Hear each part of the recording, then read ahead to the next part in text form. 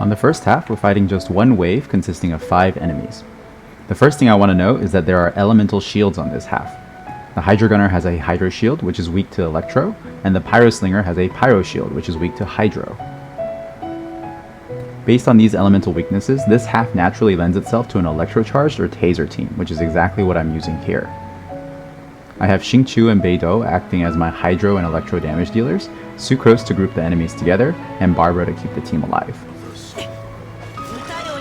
I start by focusing the Hydro Gunner because he can heal the other enemies. The longer he stays alive, the harder this fight is going to get, so we want to take him out as quickly as possible.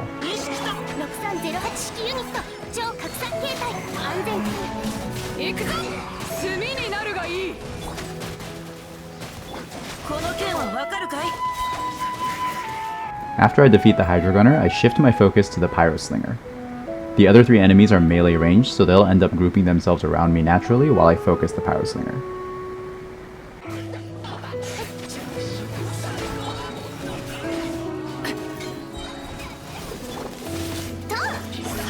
The other thing that makes Taser comps a good fit for this half is that the enemies have a lot of attacks that stagger and knock you back. Xingqiu's Rain Swords increase our interruption resistance, which is really useful for mitigating these knockbacks and preventing them from interrupting our combos.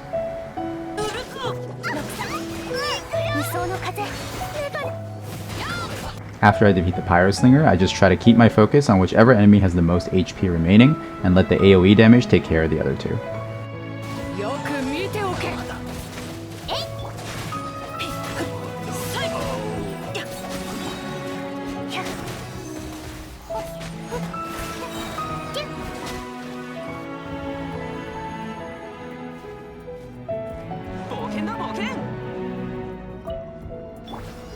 On the second half, we're fighting 1 Mirror Maiden and 2 Electro Sisson Mages.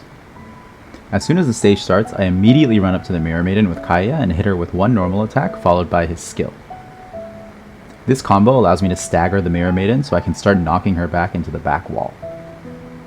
You can also do this with most melee characters, but I like using Kaya because his animations come out very quickly.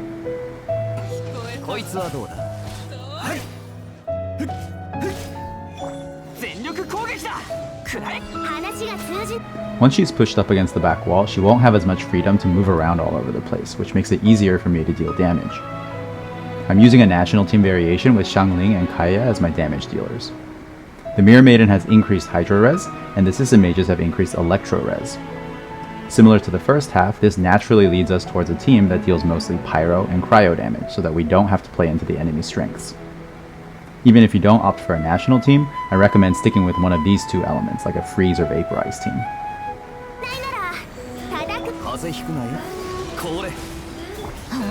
The other reason I push the Mirror Maiden to the back wall is to gradually pull the Sisson Mages towards us. This sets me up really nicely to group them together using an Anemo character. If you can afford to bring a stronger grouper like Sucrose, Venti, or Kazuha, you can even group all 3 of them fairly easily.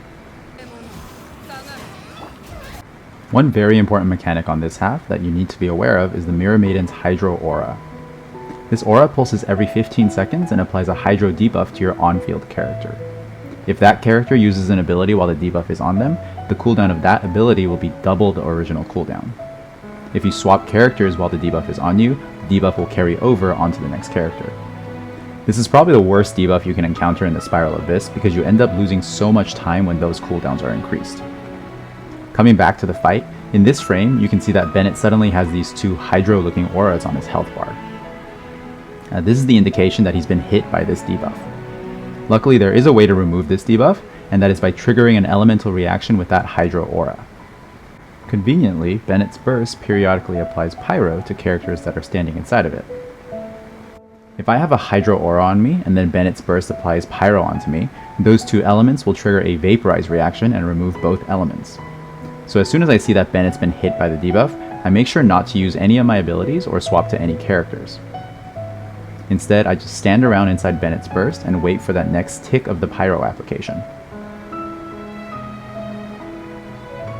Now we can see that the debuff is no longer there, and there's that Vaporize text on top of Bennett indicating that the reaction just took place.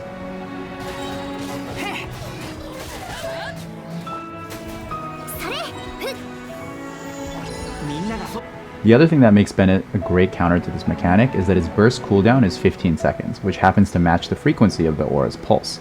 So as long as you have enough ER on him to use his burst off of cooldown, you should be able to use it to cleanse the debuff every time.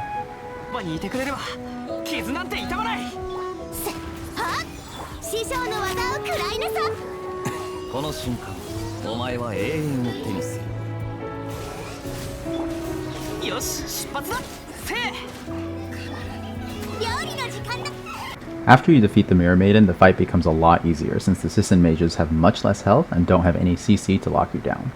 The only move you might have to worry about is this one here, where they become enraged and put up an electro shield. The shield can be broken very quickly with some pyro or cryo attacks, and you can also just run away and kite in between cooldowns.